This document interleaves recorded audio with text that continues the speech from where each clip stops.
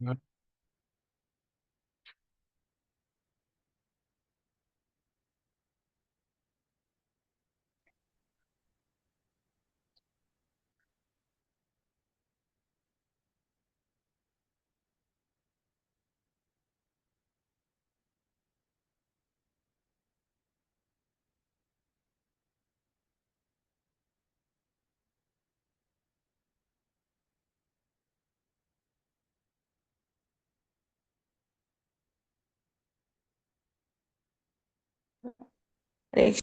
തുടങ്ങണം.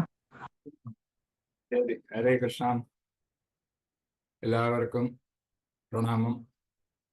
കേൾക്കാവോ?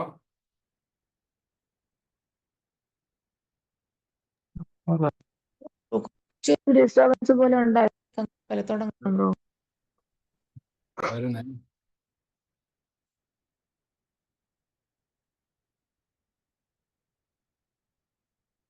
ഹരേ കൃഷ്ണ. എല്ലാവർക്കും കേൾക്കാവോ? ഹരേ കൃഷ്ണ. കേൾക്കാം പ്രഭുജി. ദയവായി തുടങ്ങിയാൽ. ഹരേ കൃഷ്ണ പ്രഭുജി. ശരി പ്രഭുജി, താങ്ക് യു.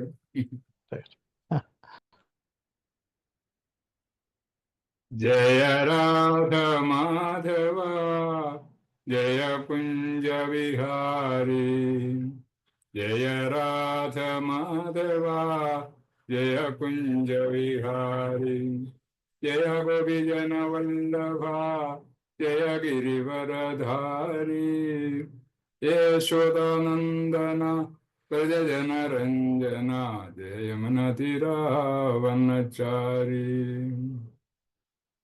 ജയ രാധ മാധവ ജയ കുഞ്ച വിഹാരി, ജയ ഗോപിജന വല്ലഭ ജയ ഗിരിവരധാരി, യശോദാനന്ദന വ്രജ ജനരഞ്ജന യമുനതിരാവനചാരി, യമുനതിരാവനചാരി.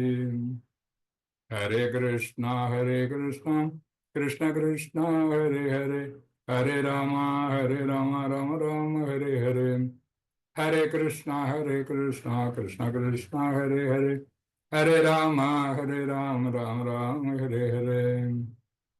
ജയ ജയ ജഗന്നാഥ് ജയ ജയ ജഗന്നാഥ്, ജയ ജയ ജഗന്നാഥ് ജയ ജയ ജഗന്നാഥ്, ജയ ജയ രാധാ മാധവ് ജയ ജയ രാധാ മാധവ്, ജയ ജയ രാധാ മാധവ്, ജയ കൃഷ്ണ ബലറാം ജയ കൃഷ്ണ ബലറാം ജയ കൃഷ്ണ ബലറാം, ജയ കൃഷ്ണ ബലറാം ജയ കൃഷ്ണ ബലറാം, ജയ ജയ ഗൗരനിതായ് ജയ ജയ ഗൗരനിതായ്, ജയ ജയ പ്രഭുപാദ് പ്രഭുപാദ് ജയ ജയ പ്രഭുപാദ്, ജയ ജയ പ്രഭുപാദ് പ്രഭുപാദ് ജയ ജയ പ്രഭുപാദ്, ജയ ജയ ഗുരുദേവ് ജയ ജയ ഗുരുദേവ് ജയ ജയ ഗുരുദേവ്.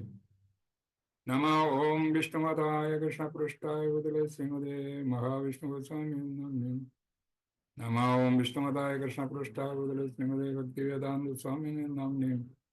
നമസ്തേ സാരസ്വതേ ദേവേ ഗൗരവാണി പ്രധാരണേ നിർവിശേഷ ശൂന്യവാദി പാശ്ചാത്യദേശധാരണേ. ഹരേ കൃഷ്ണ കൃഷ്ണ കൃഷ്ണ ഹരേ ഹരേ, ഹരേ രാമ രാമ രാമ ഹരേ ഹരേ. എല്ലാ ഭക്തർക്കും എൻ്റെ സാദര പ്രണാമം. ഹരേ കൃഷ്ണ. ഇന്നത്തെ ശ്ലോകം 2-ാം സ്കന്ധത്തിൽ 6-ാം അധ്യായത്തിലെ 35-ാം ശ്ലോകമാണ്. നമ്മളെല്ലാം പഠിച്ചുകൊണ്ടിരിക്കുന്ന നാരദനും വ്യാസദേവനും മധ്യയുള്ള സംഭാഷണം. ഇനി ഒരു 1-2 ശ്ലോകം കൂടെ കഴിയുമ്പോൾ നമ്മുടെ ഈ അധ്യായം തീരും. അപ്പം നമ്മൾ നാരദനെ പറ്റിയും ഒക്കെ ശരിക്കും പഠിച്ചു കഴിഞ്ഞിട്ടുള്ള കാര്യമാണ്. അപ്പം ഞാൻ ശ്ലോകം വായിക്കാം.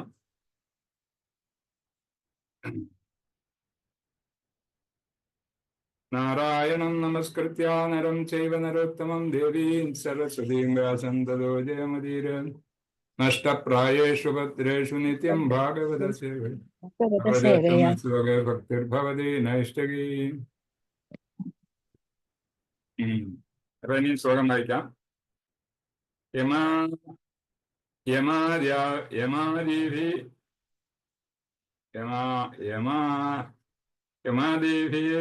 യോഗപതൈ കാമലോഭഹതോ മുഹുഃ മുകുന്ദ സേവയായ തഥാത്മാഥ നാശാമ്യതി യമാദിവീര്യോഗപഥൈ അമലോപഗതോ മുഹു മുകുന്ദ സേവയായ തഥാത്മാഥ നാശാമ്യതി യമാദിഭീർയോഗപഥൈ കമലോപഗതോ മുഹു മുകുന്ദ സേവയായ തഥാത്മാഥ നാശാമ്യതി. ഹരേ കൃഷ്ണ. ഇതിന്റെ വാക്കുകളുടെ നോക്കാം അർത്ഥം. യമ ആദിവി ആത്മനിയന്ത്രണ പരിശീലന പ്രവർത്തനത്താൽ യോഗപഥൈ യോഗ തന്ത്രത്താൽ ദൈവിക അവസ്ഥ പ്രാപ്തമാക്കാനുള്ള ശാരീരിക നിഗൂഢ യോഗശക്തി,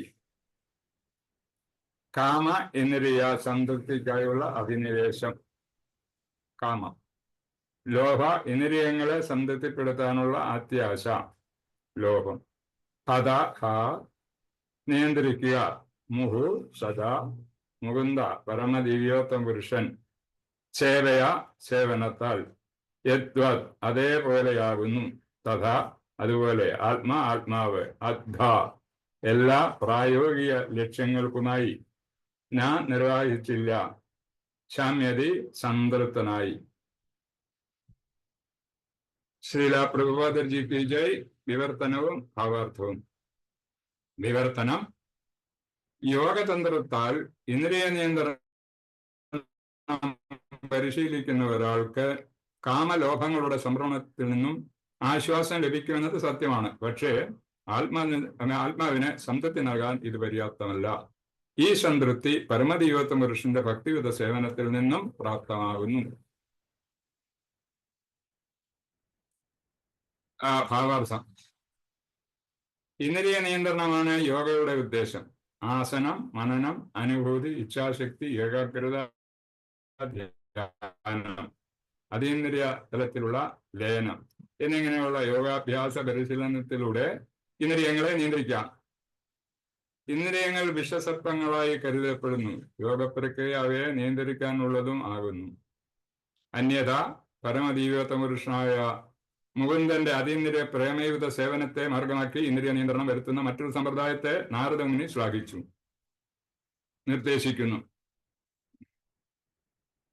ഭഗവാന് ഭക്തിയുത സേവനം സമർപ്പിക്കുന്ന സമ്പ്രദായം അത്യന്തം ഫലവത്തും കൃത്രിമമായ ഇന്ദ്രിയ നിയന്ത്രണ പ്രക്രിയയേക്കാൾ പ്രായോഗികവുമാണെന്ന് സ്വന്തം അനുഭവത്തിലൂടെ ശ്രീ നാരദൻ അരുളി ചെയ്യുന്നു.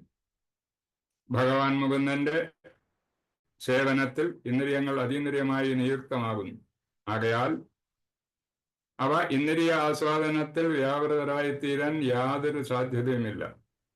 ഇന്ദ്രിയങ്ങൾ ഏതെങ്കിലും പ്രവൃത്തി ആവശ്യപ്പെടുന്നു, കൃത്യമായി അവയെ നിരോധിക്കുന്നത് ഒട്ടും തന്നെ പ്രായോഗികമല്ല.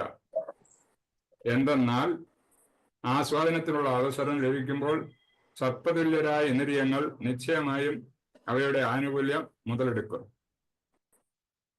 മേനകയുടെ സൗന്ദര്യത്തിന് ഇരയായി അധപ്പതിച്ച വിശ്വാമിത്രമുനിയുടേതുപോലുള്ള നിരവധി ദൃഷ്ടാന്തങ്ങൾ ചരിത്രത്തിലുണ്ട്. എന്നാൽ വശ്യമനോഹരമായി വിഭൂഷിതയായ മായയാൽ അർദ്ധരാത്രിയിൽ ഹരിദാസ് ഠാക്കൂർ ആകർഷിതനായെങ്കിൽ തന്നെയും അവൾക്ക് ആ മഹാഭക്തനെ പ്രലോഭിച്ച് അവളുടെ കെണിയിൽപ്പെടുത്താൻ കഴിഞ്ഞില്ല. ഭക്തിയുടെ സേവനമല്ലാതെ യോഗതന്ത്രത്തിലൂടെയോ ശുഷ്കമായ ദാർശനിക ഊഹാഭവങ്ങളിലൂടെയോ വിജയം കൈവരിക്കാൻ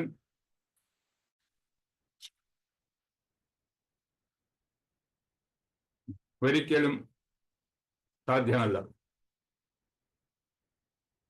കാമ്യകർമ്മങ്ങളുടെയോ യോഗതന്ത്രങ്ങളുടെയോ ഊഹാപോഹ ദർശനത്തിന്റെയോ കലർപ്പ് ലവലേശം പോലുമില്ലാത്ത ശുദ്ധ ഭഗവത് ഭക്തിയുത സേവനമാണ് ആത്മസാക്ഷാത്കാര പ്രാപ്തിക്കുള്ള ഉത്കൃഷ്ട നടപടി. അത്തരം ശുദ്ധഭക്തിയുത സേവനം അതീന്ദ്രിയ ഗുണത്തിലുള്ളതും യോഗതന്ത്രങ്ങളും ജ്ഞാനതന്ത്രങ്ങളും അത്തരം നടപടിയുടെ ആശ്രിതവും ആകുന്നു. അതീന്ദ്രിയ ഭക്തിയുത സേവനത്തെ ആശ്രിത നടപടികളുമായി സമ്മിശ്രിപ്പിക്കുമ്പോൾ അത് അതിന്ദ്രിയമല്ല. സമ്മിശ്ര ഭക്തിയുത സേവനമെന്ന് അതിനെ വിശേഷിപ്പിക്കുന്നു.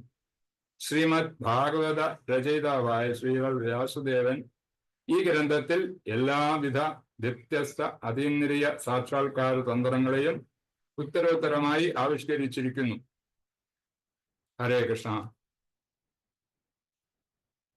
ഓം അജ്ഞാനതിമിരന്തസ്യ ജ്ഞാനാഞ്ജനശലാകയാ ചക്ഷുരുന്മീലിതം യേന തസ്മൈ ശ്രീ ഗുരുവേ നമഃ. ശ്രീ ചൈതന്യമനോഭീഷ്ടം സ്ഥാപിതം യേന ഭൂതലേ സ്വയം രൂപകഥാമഹ്യം ദദാതി സപദാന്തികം. വന്ദേഹം ശ്രീഗുരു ശ്രീയുതപദകമലം ശ്രീഗുരുവൻ വൈഷ്ണവൻ ച ശ്രീരൂപം സാഗ്രജാതം സഹഗണ ജഗന്നാഥാന്വിതം തം സജീവം സാദ്വൈതം സവദൂതം പരിജനസഹിതം കൃഷ്ണ ചൈതന്യദേവം ശ്രീരാധാകൃഷ്ണപാദാൻ സഹഗണ ലളിതാ ശ്രീവിശാഖാന്വിതം ച. ഹേ കൃഷ്ണ കരുണാ സിന്ധോ ദീനബന്ധോ ജഗത്പദേ ഗോപേശ ഗോപികാകാന്ത രാധാകാന്ത നമസ്തുതേ. തപ്തകാഞ്ചന ഗൗരാംഗീ രാധേ വൃന്ദാവനേശ്വരി വൃഷഭാനുസുതേ ദേവി പ്രണമാമി ഹരിപ്രിയ. വാഞ്ചാകൽപതരുഭ്യശ്ച കൃപാ സിന്ധുഭ്യേവ പതിതാനാം പാവനേഭ്യോ വൈഷ്ണവേഭ്യോ നമോ നമഃ. ജയ ശ്രീകൃഷ്ണ ചൈതന്യ പ്രഭോ നിത്യാനന്ദ ശ്രീ അദ്വൈത ഗദാധർ ശ്രീവാസാദി ഗൗരഭക്തവൃന്ദ. ഹരേ കൃഷ്ണ കൃഷ്ണ കൃഷ്ണ ഹരേ ഹരേ ഹരേ രാമ രാമ രാമ ഹരേ ഹരേ. എല്ലാ ഭക്തജനങ്ങൾക്കും ഒരിക്കൽ കൂടി എന്റെ വിനീതമായ പ്രണാമം. നമുക്കിനി ഇതിനെപ്പറ്റി ഒന്ന് ചർച്ച ചെയ്ത് നോക്കാം, എന്താ ഇതില് സംഗതി പറഞ്ഞിരിക്കുന്നൊക്കെ ഉള്ളത്. അപ്പൊ ഇതിനകത്ത് ഈ ശ്ലോകത്തിന്റെ അർത്ഥം എന്ന് വായിച്ചത് ഇത് 35-ാം ശ്ലോകമാണ്. ഇന്ന് നമ്മൾ ചർച്ച ചെയ്യുന്ന യോഗ മാർഗത്തിൽ കൂടി ഇന്ദ്രിയങ്ങളെ നിയന്ത്രിച്ച് കാമം ലോഭം എന്നീ ദോഷങ്ങളിൽ നിന്നും ആശ്വാസം നേടാം എന്ന് പറയുന്നു. ഇത് സത്യം തന്നെയാണ്, അങ്ങനെ ചെയ്യാൻ സാധിക്കും. പക്ഷെ നാരദ മഹർഷി പറയുന്നു അതുകൊണ്ട് ആത്മീയമായിട്ടുള്ള ഒരു സംതൃപ്തി നമുക്കുണ്ടാകില്ല. നമുക്ക് വേണ്ടത് ആത്മീയ സംതൃപ്തിയാണ്. അപ്പൊ അതുകൊണ്ട് അതിനുള്ള മാർഗമാണ് നാരദ മഹർഷി പറയുന്നത്. പൂർണ്ണമായും അതിന് പരമദൈവത്വ പുരുഷന്റെ ഭക്തിയുത സേവനം തന്നെയാണ് ഉത്തമമെന്ന് നാരദമുനി പറയുന്നു. കാരണം അദ്ദേഹം ഭക്തിയുത സേവനത്തിൽ കൂടെ തന്നെയാണ് ഇത്ര മഹാനായി തീർന്നതും. അദ്ദേഹത്തെ പറ്റി നമ്മൾ പഠിച്ചിട്ടുള്ളതാണ്. നാരദ മഹർഷി ഇവിടെ ഗുണഗണങ്ങൾ അദ്ദേഹത്തിന് ഭഗവാൻ കൊടുത്ത വീണയും മീട്ടിക്കൊണ്ട് എല്ലാ ലോകങ്ങളിലും, അതായത് ഉപരിലോകങ്ങളിലും ഭൗതിക ലോകങ്ങളിലും അതുപോലെ ആത്മീയ ലോകങ്ങളിലും എവിടെല്ലാം അദ്ദേഹത്തിന് ഭഗവാന്റെ സൃഷ്ടി എവിടെയൊക്കെ ഉണ്ടോ അവിടെയൊക്കെ അദ്ദേഹത്തിന് ഭഗവാൻ കൊടുത്ത മനുഷ്യനാണ് ഈ നാരദ മഹർഷി. അതുപോലെ തന്നെ വ്യാസദേവനെ പറ്റിയും നമ്മൾ പഠിച്ചതാണ്. നാരദ മഹർഷിയുടെ ശിഷ്യനാണ്, ഭഗവാന്റെ അവതാരം തന്നെയാണ്. ഇന്ന് ഈ ഗ്രന്ഥങ്ങളൊക്കെ നമുക്ക് തന്നിട്ടുള്ള വ്യക്തി അദ്ദേഹം തന്നെയാണ്, വ്യാസദേവൻ. അപ്പൊ അങ്ങനെ രണ്ടു കൂട്ടരെയും പറ്റി നമ്മൾ പഠിച്ചു കഴിഞ്ഞു. ഇനി 2-3 ശ്ലോകം കൂടെ ഇതിനകത്തുള്ളൂ ബാക്കി. അപ്പൊ അവരുടെ സംസാരങ്ങളെ പറ്റി എന്താണെന്നുള്ളത് നമ്മൾ പഠിച്ചു കഴിഞ്ഞതാണ്. അപ്പൊ അങ്ങനെ നാരദ മഹർഷി പറയുന്നത് ഇതിനകത്ത് പറയുന്ന യോഗാദിവി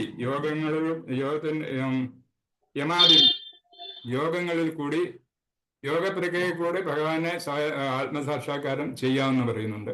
പക്ഷെ അത് എളുപ്പമാർഗമല്ലെന്നും അതിനെക്കാട്ടി നല്ലതാണ് ഭഗവത് ഭക്തിയുത സേവന പ്രക്രിയയുടെ ഭഗവാനെ ആത്മസാക്ഷാത്കാരം ചെയ്യുന്നതെന്നാണ് നാരദ മഹർഷി ഉപദേശിക്കുന്നത്.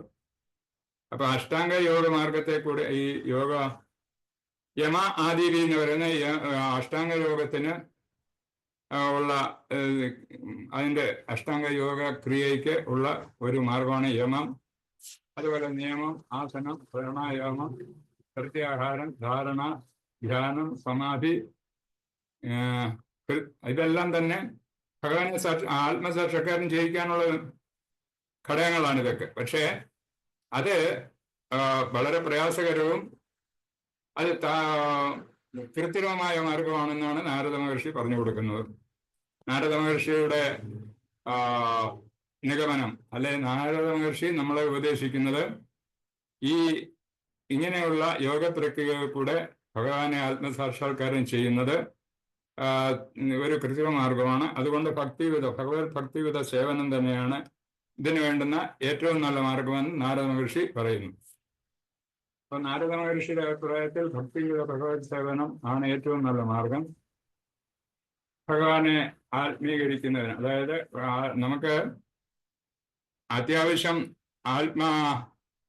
സാക്ഷാത്കാരമാണ്. ആത്മസാക്ഷാത്കാരം കൊണ്ട് മാത്രമേ നമുക്ക് ഭഗവാന്റെ അടുത്തെത്താൻ പറ്റൂ.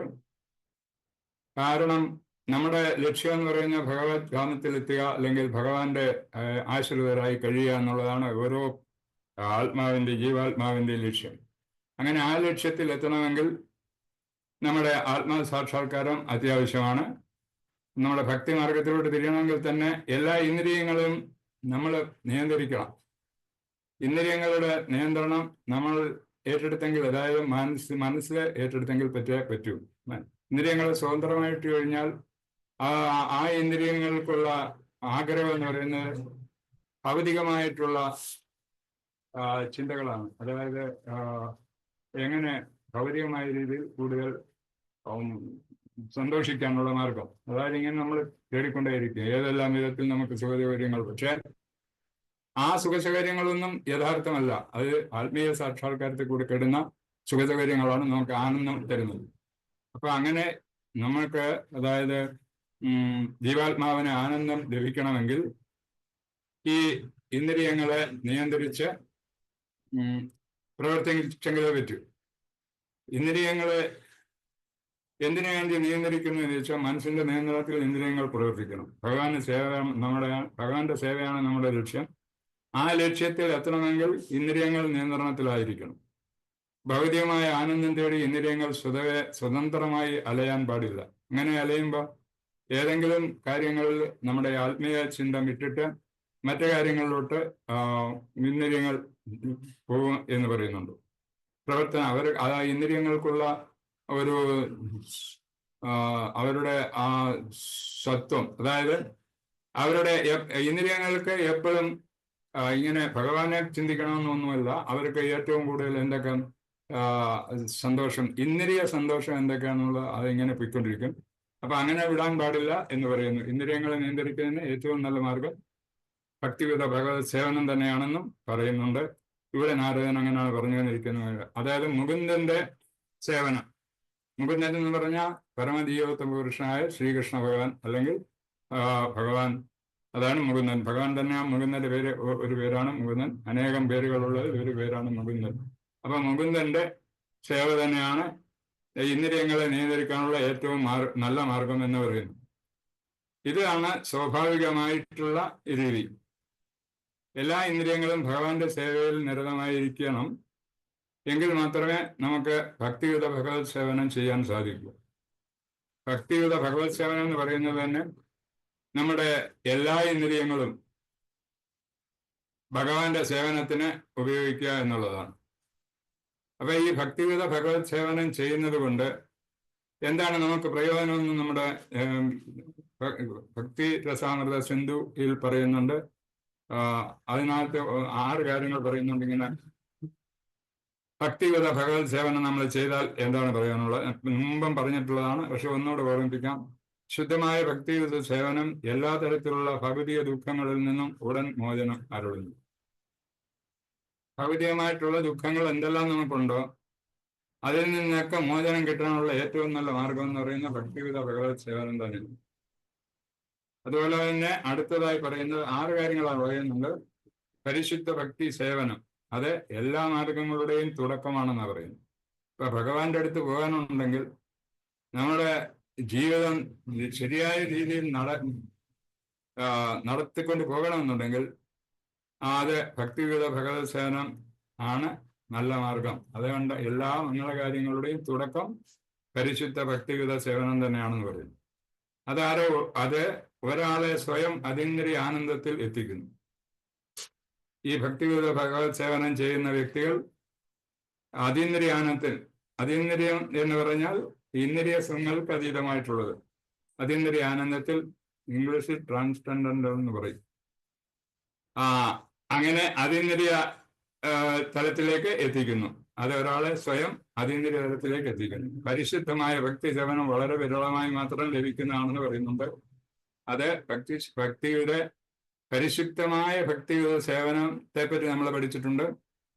എങ്കിലും നമുക്ക് ഭഗവാന്റെ അടുത്ത് ഏറ്റവും പെട്ടെന്ന് അല്ലെങ്കിൽ എത്തിപ്പെടാനുള്ള മാർഗം അത് തന്നെയാണ്, പരിശുദ്ധമായ ഭക്തി, ഭഗവത് ഭക്തിയുത സേവനം. എങ്കില് നമുക്ക് ആ പ്രേമത്തിലോട്ട്, ഭഗവാനുമായിട്ടുള്ള പ്രേമ ഭാവത്തിൽ എത്തണമെങ്കിൽ പരിശുദ്ധമായിരിക്കണം ആ ഭക്തിയുത ഭഗവത് സേവനം. നമ്മളൊക്കെ ഇന്ന് പ്രവർത്തിച്ചു കൊണ്ടിരിക്കുന്ന ഭക്തിയുത ഭഗവത് സേവനം എന്ന് പറയുന്നത് നിഷ്ഠയായിട്ടുള്ള പ്രവർത്തനമല്ല. ഇതൊരു താൽക്കാലികമായിട്ട് ചില സമയത്ത് ശരിക്ക് പ്രവർത്തിക്കും, ചില സമയത്ത് അത് ഒരു ശകലം അതില് മായം ചേർക്കുക എന്ന് പറഞ്ഞാൽ ഓരോ ദിവസവും ഒരേമാതിരി നമ്മൾ തുടരുന്നില്ല. അപ്പൊ അങ്ങനെയൊക്കെയുള്ള പരിശുദ്ധമായ ഭക്തി സേവനം വളരെ വിരളമായി മാത്രമാണ് ലഭിക്കുന്നത്.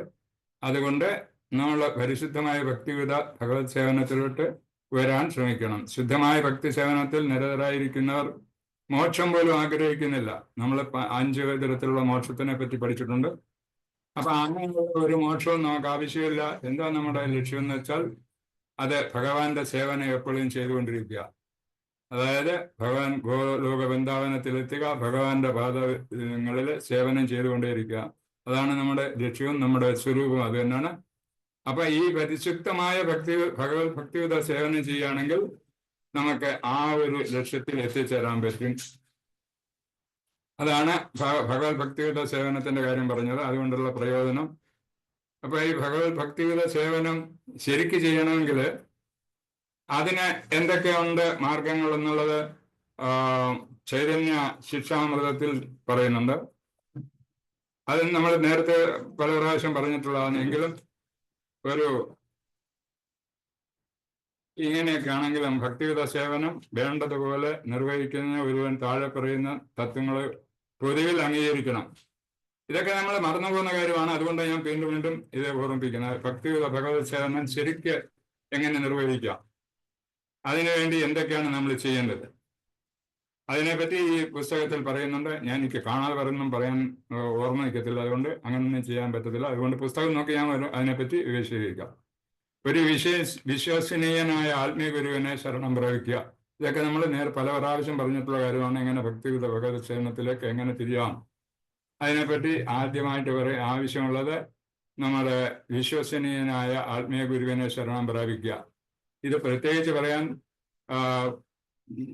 പ്രഭുപാദർജിയുടെ ഒരു പുസ്തകമുണ്ട്, സയൻസ് ഓഫ് ഭക്തിയുത അതെ ഭക്തിയുത സേവ അല്ല, ആ പുസ്തകത്തില്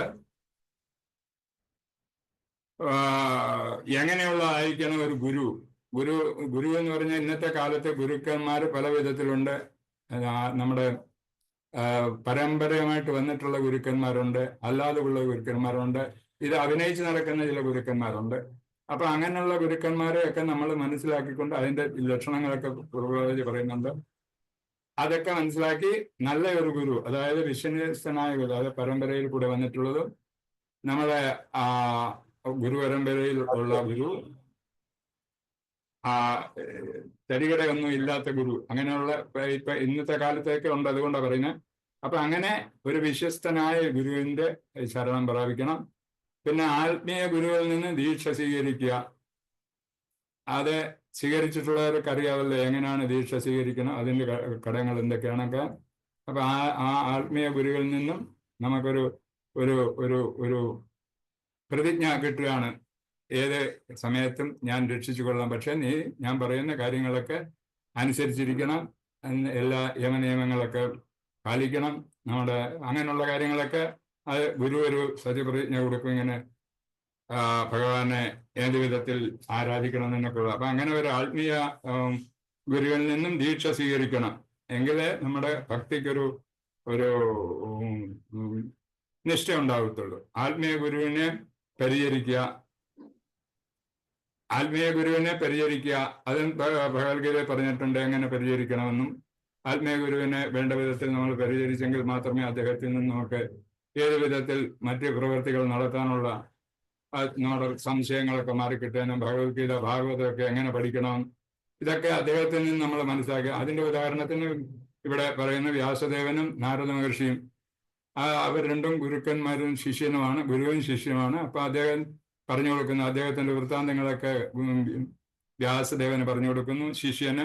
അതുപോലെ തന്നെ വ്യാസദേവന്റെ പോരായ്മകളെ പറ്റി ഗുരു പറഞ്ഞ് അങ്ങോട്ട് മനസ്സിലാക്കുന്നു. അതുപോലെ ആയിരിക്കണം ഗുരു ശിഷ്യ ബന്ധം. ആത്മീയഗുരുവിൽ നിന്ന് കൃഷ്ണപ്രേമം എന്തെന്ന് അന്വേഷിച്ചറിയണം. അതും ഭഗവത്ഗീത പറഞ്ഞിട്ടുണ്ട്. എപ്പോഴും നമ്മുടെ ലക്ഷ്യം എന്താണെന്ന് വെച്ചാൽ അതെല്ലാം വിവാഹിക്കണം. ഭഗവാന്റെ ആധ്യാത്മിക പ്രേമസേവനത്തിന് സ്വയം അർപ്പിച്ചിട്ടുള്ള പുണ്യപുരുഷന്മാരുടെ കാലടികളെ പിന്തുടരുക. അതിനെപ്പറ്റി വിവരിക്കേണ്ട കാര്യമൊന്നുമില്ല. ഭഗവാന്റെ ആധ്യാത്മിക പ്രേമ സേവനത്തിന് സ്വയം അർപ്പിച്ചിട്ടുള്ള പുണ്യപുരുഷന്മാരുടെ കാലകൾ, അതുപോലെ നമ്മുടെ പ്രഭുപാദർജിയെ പോലുള്ള ആചാര്യന്മാരുടെ കാലടികൾ പിന്തുടരുക. അപ്പൊ അദ്ദേഹത്തിന്റെ കാലടി പിന്തുടരുക എന്ന് പറഞ്ഞാൽ അദ്ദേഹം പറഞ്ഞിട്ടുള്ള കാര്യങ്ങളൊക്കെ നമ്മൾ അനുസരണയോടുകൂടി ചെയ്യുക, കൃത്യനിഷ്ഠയോടുകൂടി. കൃഷ്ണന്റെ പ്രീതിക്ക് വേണ്ടി എല്ലാത്തരം സുഖാനുഭവങ്ങളും ദുഃഖാനുഭവങ്ങളും ഉപേക്ഷിക്കാൻ സന്നദ്ധനാകുക. അപ്പൊ ഏത് സമയത്തും കൃഷ്ണനായിരിക്കണം നമ്മുടെ മെയിൻ ലക്ഷ്യം. അതാണ് ഇതിവിടെ പറയുന്നത് കൃഷ്ണന്റെ. അപ്പൊ നമുക്ക് പല പ്രാവശ്യം നമുക്ക് പ്രശ്നങ്ങളുണ്ടാകും. കൃഷ്ണനുമായിട്ട് ബന്ധപ്പെട്ട് കഴിയുമ്പോഴും നമുക്ക് ഒരുപാട് പ്രയാസങ്ങളോ അല്ലെങ്കിൽ സുഖങ്ങളോ ഒക്കെ ഉണ്ടാകും. പക്ഷെ അതിനൊന്നും പ്രയോറിറ്റി കൊടുക്കാതെ നമ്മൾ കൃഷ്ണന്റെ കാര്യങ്ങൾ മാത്രം ചിന്തിച്ചുകൊണ്ടിരിക്കുക, പ്രവർത്തിച്ചുകൊണ്ടിരിക്കുക. ഭക്തിയുത സേവനം അദ്ദേഹത്തിന് വേണ്ടി ചെയ്തുകൊണ്ടിരിക്കുക. പിന്നെ കൃഷ്ണൻ തന്റെ ലീലകൾ നടത്തിയ ഒരു സ്ഥലത്ത് വസിക്കുക. അത് എല്ലാവരെ കൊണ്ടും സാധിക്കുന്ന അല്ലെങ്കിലും നമ്മളുടെ കൃഷ്ണന്റെ വാസസ്ഥലമാണ് നമ്മൾ താമസിക്കുന്ന സ്ഥലം എന്നുള്ള രീതിയിൽ നമ്മൾ അവിടെ പ്രവർത്തിക്കുക. കൃഷ്ണൻ ഏത് വിധത്തിൽ കൃഷ്ണൻ താമസിച്ച സ്ഥലം ഏത് വിധത്തിലായിരുന്നോ അതേമാതിരി നമ്മുടെ വാസസ്ഥലവും കൃഷ്ണന് വേണ്ടി അർപ്പിച്ച് നമ്മൾ അവിടെ അതേ രീതിയിൽ വസിക്കുക. ശരീര സംധാരണത്തിനായി കൃഷ്ണൻ എത്തിച്ചു തരുന്ന എന്തായാലും അതുകൊണ്ട് തൃപ്തിപ്പെടുകയും കൂടുതൽ ഒന്നിനും വേണ്ടി മോഹിക്കാതിരിക്കുകയും ചെയ്യുക. ഇതാണ് പ്രധാനപ്പെട്ട കാര്യം. നമ്മൾ എപ്പോഴും ഇങ്ങനെ അലഞ്ഞുകൊണ്ടിരിക്കുകയാണ്, കൂടുതൽ നമുക്ക് ലഭിക്കണമെന്ന് വിചാരിച്ചിട്ട്. അങ്ങനെയുള്ള ആ ചിന്ത വിട്ടിട്ട് ഈശോപനിഷത്തിലും പറയുന്ന അതാണ്, എല്ലാം ഭൂമിയിൽ തന്നിട്ടുണ്ട് എല്ലാവർക്കും വേണ്ടി. അത് നമ്മൾ കൃത്യമായിട്ട് അത് നമ്മൾ ആവശ്യത്തിന് മാത്രം നമ്മൾ ഉപയോഗിക്കുക. ആ കിട്ടുന്നതുകൊണ്ട് സംതൃപ്തമായി കഴിയുക. അതായിരിക്കണം നമ്മുടെ ഭക്തി മാർഗത്തിന് ഏറ്റവും നല്ല മാർഗം. തൃപ്തിപ്പെടുകയും കൂടുതൽ ഒന്നിനും വേണ്ടി മോഹിക്കാതിരിക്കുക. നമ്മളിങ്ങനെയല്ലല്ലോ, നമ്മളിപ്പം കൂടുതൽ വാരിക്കൂട്ടുന്ന, അതായത് സ്വരൂപിക്കുന്നതിന് വേണ്ടി ഓടി നടക്കുകയാണ്. ഇതിനെപ്പറ്റി നമ്മൾ ഒരു ധാന്യ ചാക്ക് തന്നെ റോഡിലെങ്ങാനും കിടന്ന് പൊട്ടി വീഴുകയാണെങ്കിൽ അവിടെ പക്ഷികളൊക്കെ അടുത്തുകൂടും. പക്ഷികൾ അടുത്തുകൂടാൻ അതിന്റെ ആവശ്യത്തിന് മാത്രം അത് കൊക്കിൽ ശേഖരിച്ചുകൊണ്ട് അത് പോകും. കുട്ടി കൊടുക്കാൻ ശകലം ചിലപ്പോൾ എടുത്തെന്നിരിക്കും. അതേസമയത്ത് നമ്മളെങ്ങനെയല്ല, മറ്റുള്ളവർ വരുന്നതിന് മുമ്പ് ഇതെല്ലാം ശേഖരിച്ച് നമ്മുടെ വീട്ടിൽ കൊണ്ടുവെക്കണം എന്നുള്ള ആർത്തി ഉണ്ടാവും. അങ്ങനെയുള്ള ആർത്തി നമുക്ക് ഉണ്ടാകാൻ പാടില്ല. ആവശ്യത്തിന് ഭഗവാൻ എല്ലാവർക്കും തരുന്നുണ്ട്. അതുകൊണ്ട് സംതൃപ്തമായി കഴിയുക. അതാണ് ഭക്തിവിധ ഭഗവത് സേവനം ചെയ്യുന്നതിൽ ശ്രദ്ധിക്കേണ്ട കാര്യങ്ങളിൽ ഒന്ന്. മോഹിക്കാതിരിക്കുക, കൂടുതൽ കിട്ടുന്നതിന് വേണ്ടി മോഹിക്കുക. ഏകാദശി ദിനത്തിൽ ഉപവാസം അനുഷ്ഠിക്കുക. ഏകാദശി അറിയാമല്ലോ എന്നൊക്കെയാ വരുന്ന ഏകാദശി. പൂർണ്ണചന്ദ്രൻ വന്നതിന് ശേഷവും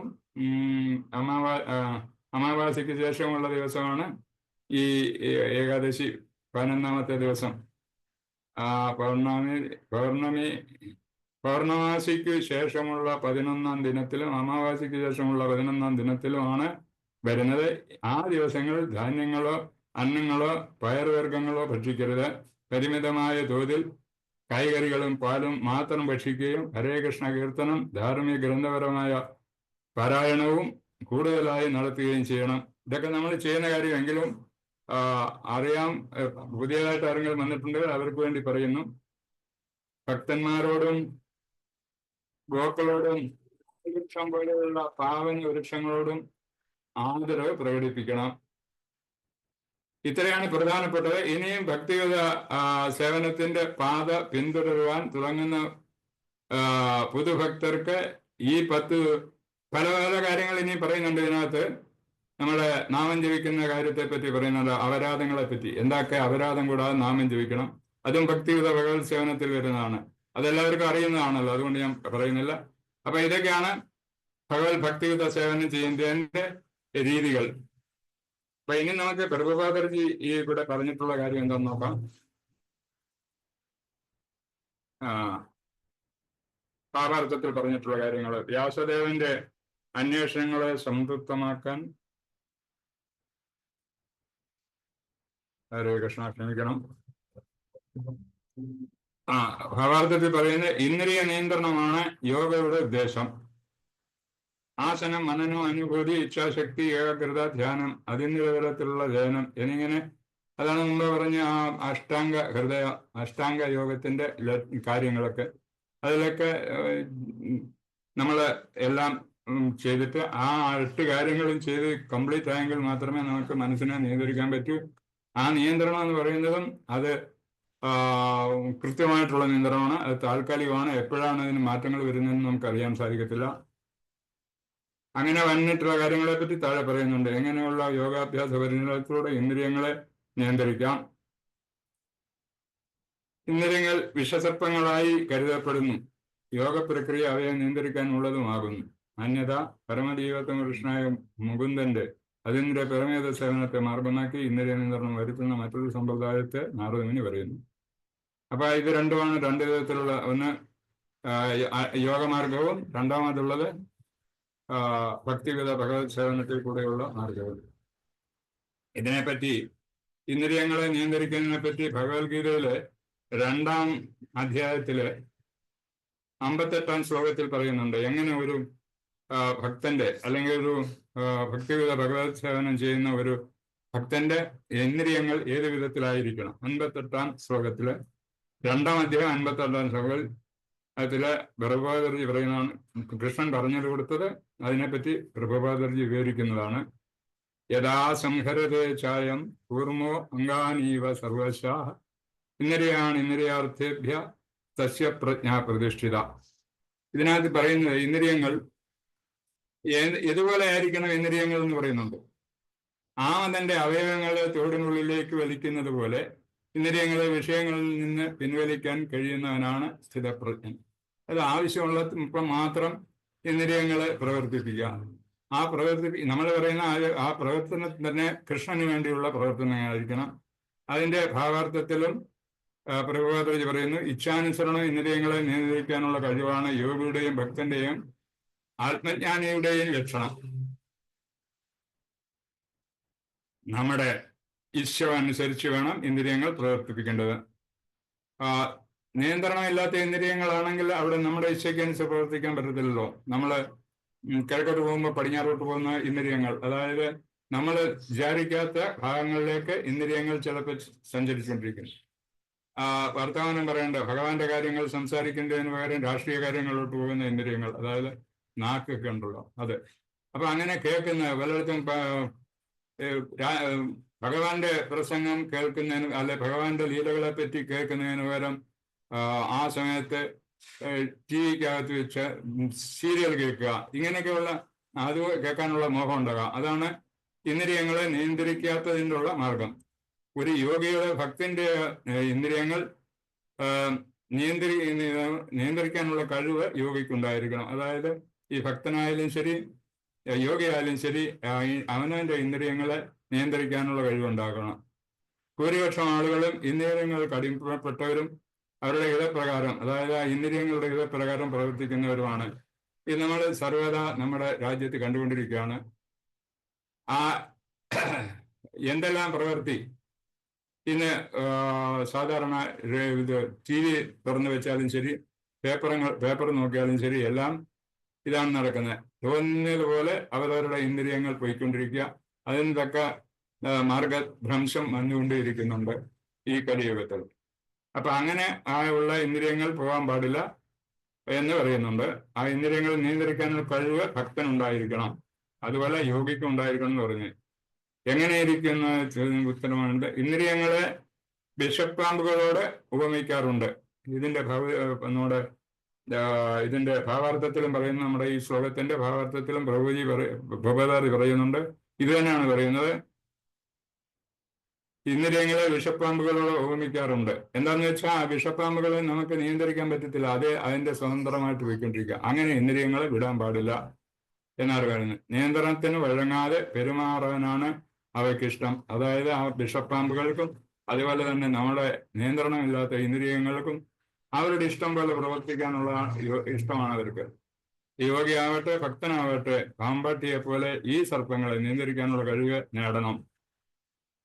അപ്പൊ ഇന്ദ്രിയങ്ങളെ നിയന്ത്രിക്കാനുള്ള കഴിവ് നമുക്കുണ്ടായെങ്കിൽ പറ്റുക, അതായത് ഭക്തിയുത ഭഗവത് സേവനം ചെയ്യുന്നതിനും നമുക്ക് ആ ഇന്ദ്രിയങ്ങളെ നിയന്ത്രിക്കാനുള്ള കഴിവുണ്ടാകണം.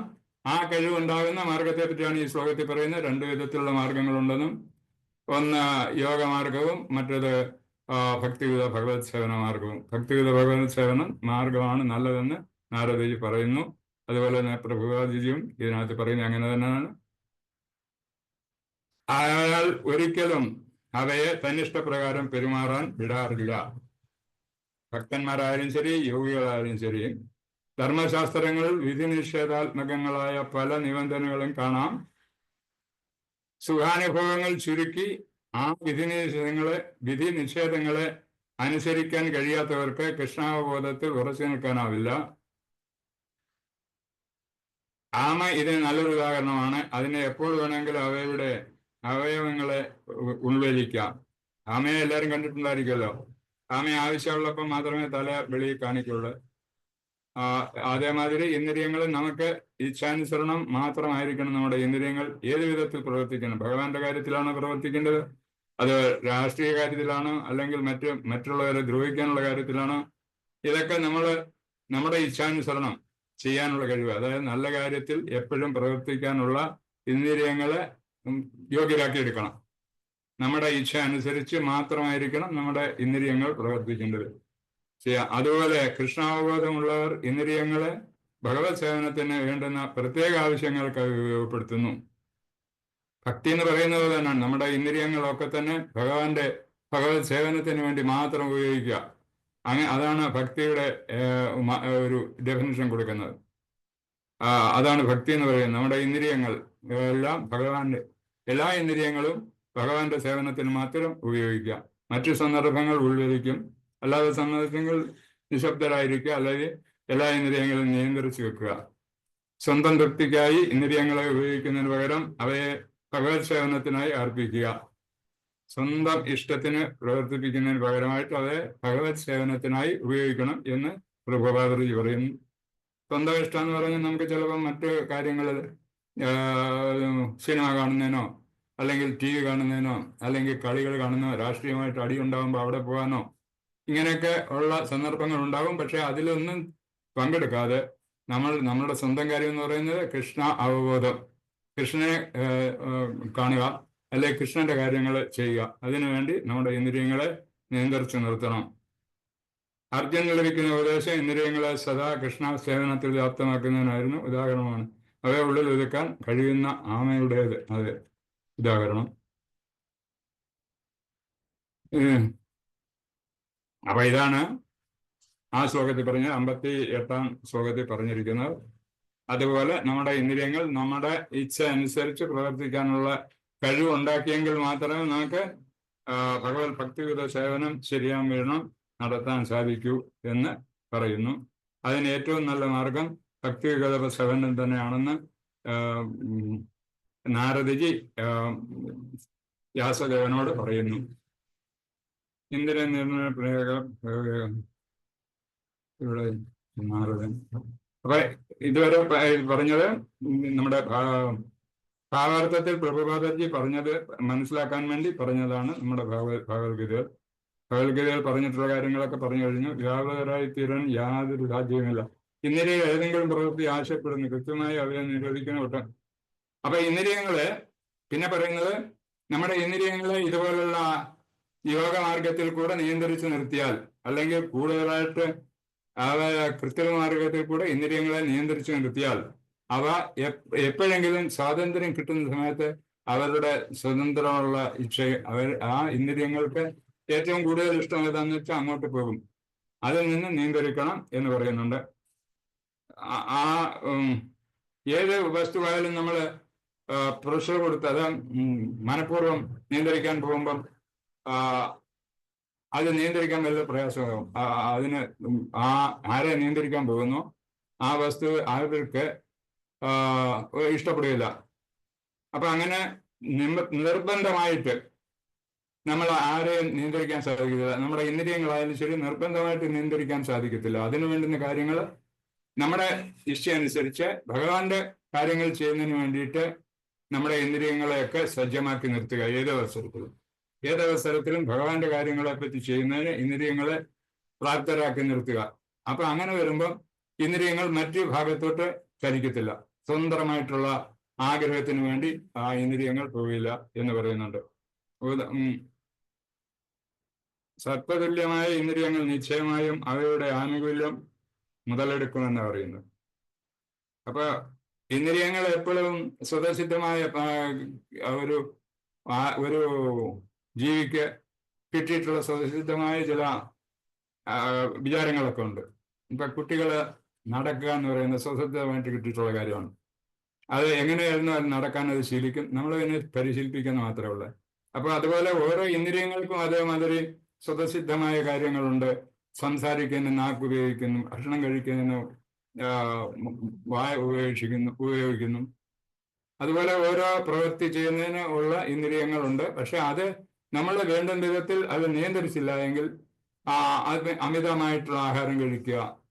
അപ്പൊ അത് നമ്മൾ നിയന്ത്രിച്ചില്ലെങ്കിൽ അത് കഴിച്ചുകൊണ്ടേയിരിക്കും. അപ്പൊ അങ്ങനെ വരുമ്പോൾ അതിൽ പ്രയാസങ്ങളുണ്ട്. അതുപോലെ തന്നെ സംസാരിക്കുന്ന കാര്യത്തിൽ വേണ്ടാത്ത കാര്യങ്ങളൊക്കെ സംസാരിക്കാൻ പോകുക നിയന്ത്രിച്ചില്ലെങ്കിൽ. നിയന്ത്രണം ഉണ്ടെങ്കിൽ നമുക്ക് വേണ്ടുന്ന കാര്യം ഭഗവാന്റെ കാര്യം മാത്രം സംസാരിക്കും. അപ്പൊ ഇങ്ങനെയുള്ള കാര്യങ്ങളെ പറ്റിയാണ് പറയുന്നത്. അതപ്പതിച്ച സർപ്പതുല്യരായ ഇന്ദ്രിയങ്ങൾ. സർപ്പത്തിന്റെ കാര്യം ഗുണം അതിനാണ് പറഞ്ഞത്. സർപ്പം എന്ന് പറയുന്നത് അതിന് നിയന്ത്രണം ഇല്ലാതായി പോയിക്കൊണ്ടിരിക്കും. അല്ലെങ്കിൽ ഒരു പാമ്പാട്ടി സർപ്പത്തിനെ നിയന്ത്രിച്ചുകൊണ്ടിരിക്കുകയാണെങ്കിൽ തന്നെ അതിന് സ്വതന്ത്രം എപ്പോൾ കിട്ടുന്നോ അത് തോന്നിയ വഴിക്ക് പോകാറുണ്ട്. അതുപോലെ നമ്മുടെ ഇന്ദ്രിയങ്ങളും എല്ലാ സമയത്തും അതിനെ നമ്മൾ പ്രവർത്തനനിരതമായി ആവശ്യമുള്ള കാര്യങ്ങൾ പ്രവർത്തനനിരതമാക്കിയില്ല എങ്കിൽ ആ ഇന്ദ്രിയങ്ങളൊക്കെ സ്വതസിദ്ധമായിട്ട് കിട്ടിയിട്ടുള്ള മാർഗങ്ങളിലോട്ട് പോകും എന്ന് പറയുന്നുണ്ട് പ്രഭുപാദർജി. അങ്ങനെ പോയിട്ടുള്ളതിന്റെ ഉദാഹരണമായിട്ട് പറയുന്നത് വിശ്വാമിത്ര മഹർഷി ഭയങ്കര യോഗിയായിരുന്ന അദ്ദേഹത്തിന് മേനകയുടെ സൗന്ദര്യത്തിൽ ആകർഷനായി അദ്ദേഹത്തിന്റെ ആ യോഗസിദ്ധി നഷ്ടപ്പെട്ടു എന്ന് പറയുന്നുണ്ട്. അദ്ദേഹം ലക്ഷ്യത്തിൽ എവിടെ എത്തണമെന്ന് വിചാരിച്ചോ ആ ലക്ഷ്യത്തിൽ എത്താൻ സാധിച്ചില്ല. അദ്ദേഹം എന്താന്ന് വെച്ചാൽ യോഗ ഇതായിരുന്നു. ആ യോഗയിൽ കൂടി നിയന്ത്രിക്കുന്നത് കൃത്യമായിട്ടുള്ള നിയന്ത്രണമാണ് ഇന്ദ്രിയങ്ങള്. അങ്ങനെ കൃത്യമായിട്ടുള്ള നിയന്ത്രണങ്ങൾ ഏതവസരത്തിൽ അതിന് സ്വാതന്ത്ര്യം കിട്ടുന്നോ അപ്പൊ അത് അതിന്റെ വഴിക്ക് പോകാൻ തുടങ്ങും. അങ്ങനെ ആ പോയ പോക്കിലാണ് നമ്മുടെ മേനക എന്ന് പറയുന്ന അപ്സരസുന്ദരിയെ കാണുന്നതും അപ്സരസുന്ദരിയോട് ആകർഷയാകുന്നതും അദ്ദേഹത്തിന്റെ ലക്ഷ്യത്തിൽ നിന്ന് മാറിപ്പോവുകയും ചെയ്യുന്നുണ്ട് വിശ്വാമിത്ര മഹർഷി. അപ്പൊ അങ്ങനെ ഉള്ളത് കൊണ്ട് ഈ രീതി, അതായത് യോഗമാർഗത്തിൽ കൂടി ഇന്ദ്രിയങ്ങളെ നിയന്ത്രിക്കുന്നത് അത്ര നല്ല കാര്യം അല്ലെന്ന് പ്രഭുപാദർജിയും പറയുന്നു. അതുപോലെ തന്നെ നാരദ മഹർഷി ഇവിടെ ഉപദേശിക്കുകയും ചെയ്തിരിക്കുന്നു. അതുപോലെ ഭക്തിമാർഗത്തിലുണ്ടായിരുന്ന നമ്മുടെ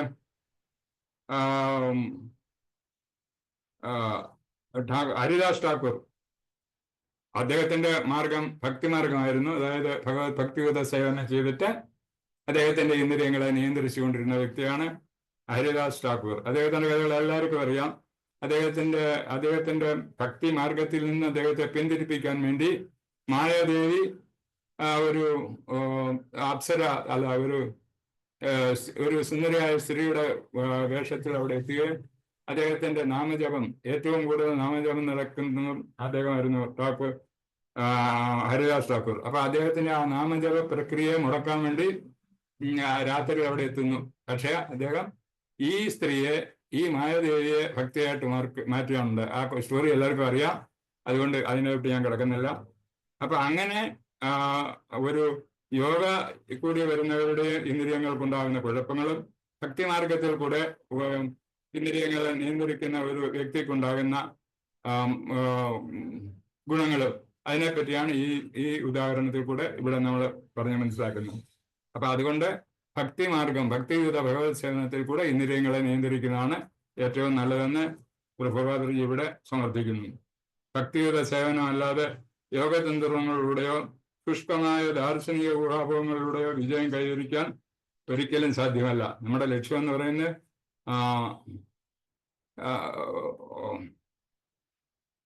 ആത്മസാക്ഷാത്കാരമാണ് ലക്ഷ്യം. ആത്മസാക്ഷാത്കാരം ഉണ്ടെങ്കിലേ നമുക്ക് നമ്മുടെ പരിപൂർണമായ ലക്ഷ്യത്തിലെത്താൻ പറ്റൂ. അപ്പോൾ അതുകൊണ്ട് ആ ആത്മസാക്ഷാത്കാരം നേടുന്ന രീതിക്ക് നമ്മുടെ അത്യാവശ്യമാണ് ഇന്ദ്രിയ നിയന്ത്രണം.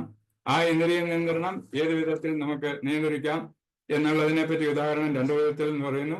ഒന്ന് യോഗമാർഗത്തിൽ കൂടെയും ഒന്ന് ഭക്തിയുത ഭഗവത് സേവനത്തിൽ കൂടെയും. അപ്പൊ അതിൽ ഭക്തിയുത ഭഗവത് സേവനം തന്നെയാണ് നല്ല മാർഗമെന്നും പറയുന്നു. അതാണ് ഈ ശ്ലോകത്തിന്റെ ചുരുക്കം. കാമ്യകർമ്മങ്ങളുടെ യോഗതന്ത്രങ്ങളുടെയോ വിഭാവക ദർശനത്തിന്റെയോ കലർപ്പ് ദേവലേശം പോലും ഇല്ലാത്ത ശുദ്ധ ഭഗവത് ഭക്തിയുത സേവനമാണ് ആത്മസാക്ഷാത്കാര പ്രാപ്തിക്കുള്ള ഉത്കൃഷ്ട നടപടി. അത്തരം ശുദ്ധഭക്തിയുത സേവനം അതീന്ദ്രിയ ഗുണത്തിലുള്ളതും ഈ യോഗതന്ത്രങ്ങളും ജ്ഞാനതന്ത്രങ്ങളും അത്തരം നടപടിയുടെ ആശ്രിതത്വവും ആകുന്നു. അതീന്ദ്രിയ ഭക്തിയുത സേവനത്തെ ആശ്രിത നടപടികളുമായി സമ്മിശ്രമിപ്പിക്കുവാൻ അത് അതീന്ദ്രിയമല്ല. സമ്മിശ്രമിപ്പിക്കുമ്പോൾ അത് അതീന്ദ്രിയമല്ല. അതീന്ദ്രിയതയിൽ എത്തുന്ന കാര്യമാണ് പറയുന്നത്. അതീന്ദ്രിയം എന്ന് പറഞ്ഞാൽ അത്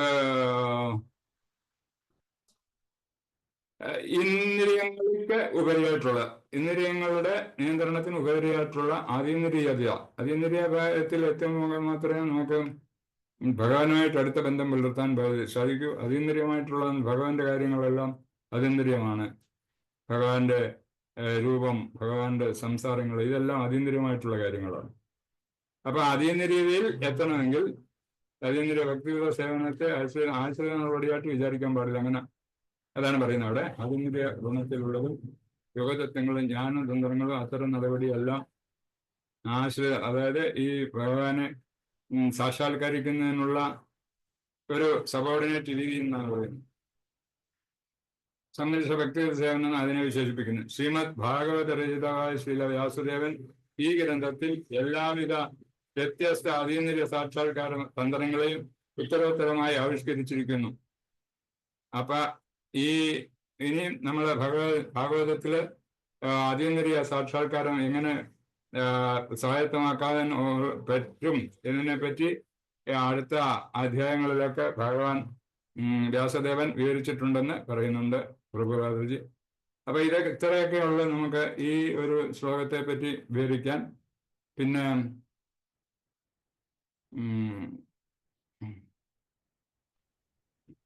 അതുകൊണ്ട് ഇവിടെ നമുക്ക് നിർത്താം. ഹരേ കൃഷ്ണ. ഹരേ കൃഷ്ണ പ്രഭുജി, മാതാജി. പ്രഭു തൽക്കാലം നിർത്തട്ടെ. ഓക്കെ. ഹരേ കൃഷ്ണ. വാഞ്ചാകൽപതരുഭ്യശ്ച കൃപാ സിന്ധുഭ്യോ പതിതാനാം പാവനേഭ്യോ വൈഷ്ണവേഭ്യോ നമോ നമഃ. ഹരേ കൃഷ്ണ. ഹരേ കൃഷ്ണ പ്രഭു. നന്ദി പ്രഭുജി, വളരെ നന്ദി. താങ്ക് യു പ്രഭുജി, സന്തോഷം. ഇന്നലെ പറഞ്ഞതേ ഉള്ളൂ പ്രഭു, ഇന്ന് ക്ലാസ് എടുക്കാൻ മുന്നോട്ട് വന്നതിൽ വളരെ നന്ദിയുണ്ട് പ്രഭുജി. Thank U പ്രഭുജി. ഹരേ കൃഷ്ണ. ഹരേ കൃഷ്ണ. പ്രഭുവിന്റെ പറയണം പ്രഭു. അല്ല, പ്രഭുവിന്റെ അനുഗ്രഹം കൊണ്ട് ഇതെല്ലാം നടക്കുന്ന പ്രഭു. ഭഗവാന്റെ അതെ, ഭഗവാനും അങ്ങാണ് എന്നെ നമ്മൾ അനുഗ്രഹിക്കേണ്ടത്. പ്രഭുവിന്റെ ബ്ലെസ്സിങ്സ് നമുക്ക് എല്ലാവർക്കും വേണം. പ്രഭുവാണ് ഏറ്റവും മൂത്തതാണ്. നമ്മൾ എല്ലാവരും പ്രായത്തിലേ ഉള്ള പ്രഭു, പ്രായത്തിലേ ഉള്ള മറ്റു കാര്യങ്ങളെല്ലാം ശിശു തന്നെ ഇപ്പോഴും. ഒന്നുമില്ല. പ്രഭുജി നല്ല റിയലൈസേഷൻ ഉണ്ട്, നല്ല റിയലൈസേഷൻ ഉണ്ട്. നന്ദിയുണ്ട് പ്രഭുജി, നന്ദിയുണ്ട്. മുന്നോട്ട് വന്നാൽ മുന്നോട്ട്. ശരി പ്രഭു. ഹരേ കൃഷ്ണ. താങ്ക് യു പ്രഭു. ഹരേ കൃഷ്ണ. ഹരേ കൃഷ്ണ. നിർത്താം പ്രഭു. ഓക്കെ പ്രഭു. ഹരേ കൃഷ്ണ. ഹരേ കൃഷ്ണ.